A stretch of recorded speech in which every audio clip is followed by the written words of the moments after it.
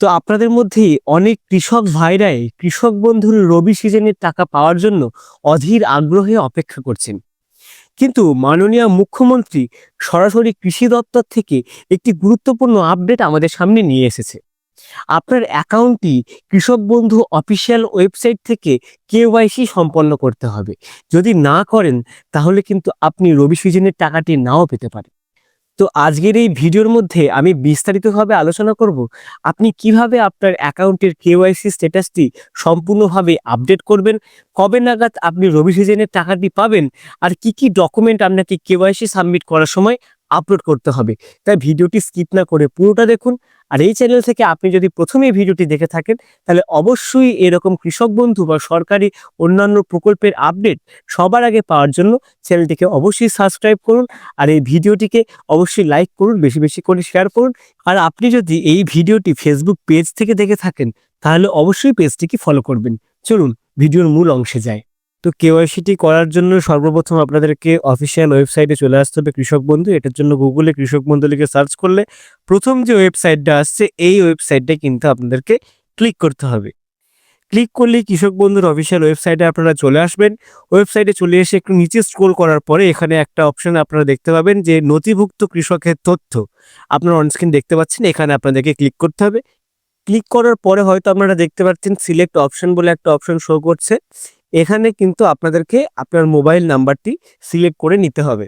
Mobile নাম্বারটি select করার পরে আপনাদের মোবাইল নাম্বারটা কিন্তু লিখতে হবে।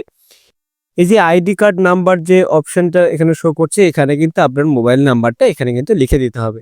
তারপর লেখার পরে আপনাকে I am not a robot যে নিচের অপশনটা পাচ্ছেন I am not a robot, এখানে আপনাকে ক্লিক করে কিন্তু সার্চ অপশনে ক্লিক করতে হবে। সার্চ অপশনে ক্লিক করলেই সঙ্গে সঙ্গে এরকম একটা পেজ ওপেন হয়ে যাবে। পেজটি ওপেন হয়ে গেলে এখানে যে যে অপশনগুলো আপনারা পাচ্ছেন ভোটার, আধার, তারপরে আপনার নাম, আপনার জেলা, আপনার ব্লক, গ্রাম পঞ্চায়েত, গ্রামের নাম, আপনার সবকিছু কিন্তু এই তথ্যগুলো আপনারা ঠিকঠাক আছে কিনা একবার চেক করে নেবেন। তারপরে দেখুন স্ট্যাটাস, দেখুন অ্যাপ্রুভড লেখা আছে, আর ট্রানজ্যাকশন স্ট্যাটাসে কিন্তু অ্যাকাউন্ট ভ্যালিড লেখা আছে। এর অর্থ হচ্ছে আপনার অ্যাকাউন্টে সমস্ত কিছু ঠিকঠাক আছে। শুধুমাত্র মমতা বন্দ্যোপাধ্যায় যদি অনুমতি দেন, যদি উনি টাকা ছাড়েন, সঙ্গে সঙ্গেই কিন্তু আপনার অ্যাকাউন্টে টাকাটি ঢুকতে চলেছে।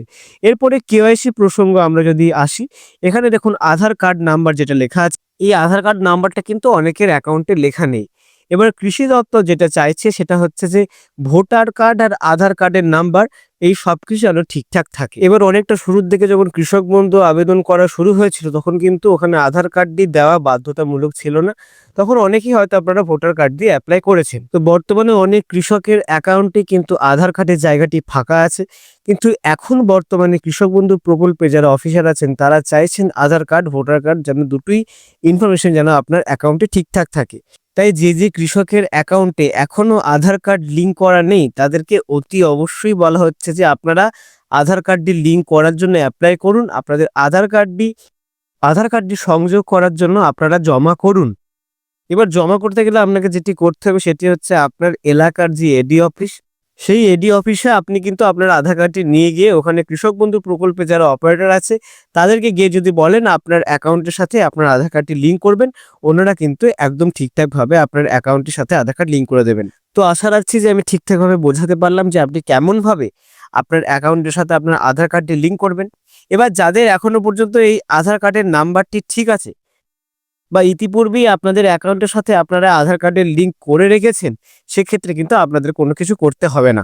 এবার আপনাদের মধ্যে অনেকেরই প্রশ্ন, আপনাদের টাকাটা কি ডিবিডি লিঙ্কের মাধ্যমে ঢুকবে, অর্থাৎ পিএম কিষানের যেরকম করে আপনাদের টাকাটি ক্রেডিট হয় সেরকম করে কি টাকাটি ক্রেডিট হবে আধার অথেন্টিকেশনের মাধ্যমে? তো এটা না। তার কারণ হচ্ছে যে এখনো পর্যন্ত কিন্তু 70 থেকে 80% মানুষের কিন্তু অ্যাকাউন্টের সাথে আধার কার্ড কিন্তু লিঙ্ক করা নেই।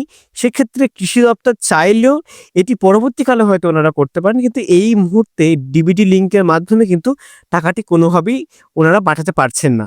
তবে কৃষি দপ্তর থেকে কিন্তু অতি সত্বর সবাইকে যেহেতু বলা হচ্ছে আধার কার্ড লিঙ্ক করার জন্য, পরবর্তীকালে কিন্তু আধার কার্ডের নাম্বার অনুযায়ী বা আধার অথেন্টিকেশনের মাধ্যমে কিন্তু আপনাদের অ্যাকাউন্টে টাকাটি ঢুকতে চলেছে।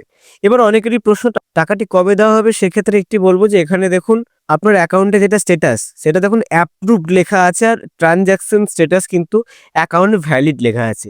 এটার অর্থ হচ্ছে যে আপনি একদম টাকা পাওয়ার মুখোমুখি চলে এসেছেন।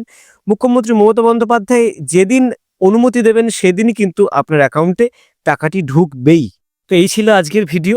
অবশ্যই ভিডিওটি ভালো লাগলে একটি লাইক করবেন, আর পরবর্তীতে আপনি কৃষক বন্ধু রিলেটেড যে কোনো আপডেট সবার আগে পাওয়ার জন্য চ্যানেলটিকে অবশ্যই সাবস্ক্রাইব করুন। ততদিন পর্যন্ত নমস্কার।